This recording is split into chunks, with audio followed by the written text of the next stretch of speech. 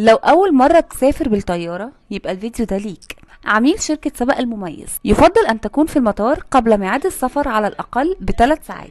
أول ما توصل المطار بتلاقي المشرف الإداري بتاعنا، بنتجمع وبننتظر في ساحة الانتظار. المشرف الإداري بيسلمك الاي دي الخاص بيك، في اسمك كمعتمر وصورتك الشخصية واسم الفندق اللي هتقعد فيه في مكة والمدينة، وطبعا لوجو شركتنا. والاي دي ده هتفضل لابسه طول الرحلة. بعد كده بنتوجه للبوابة اللي بيقابلك عندها فرد امن، بيعمل تفتيش امني مبدئي، بيشوف الباسبور والتيكت بتوعك. هنحط الشنط على السير اكس راي لفحصها. بندخل على مكتب تشيك ان، الموظف بياخد اوراقك راجعها كويس، الباسبور، التأشيرة، الباركود، وتيكت الطيران.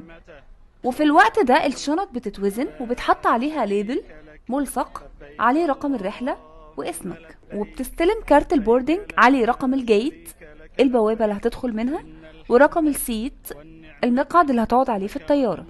وبتستلم كارت الجوازات وبنملاه من الباسبور. رقم الجواز بتختار كلمة عادي وبتكتب رقم الجواز بتاعك، وبعدين جهة الإصدار 01 أو 02 أو 03. كل ده هتلاقيه بيانات مكتوبة في الباسبور بتاعك، وتاريخ الإصدار كذلك، الاسم، تاريخ الميلاد، المهنة، ولو في مرافقين بنكتب أساميهم. طبعا الغرض من السفر بيكون العمرة.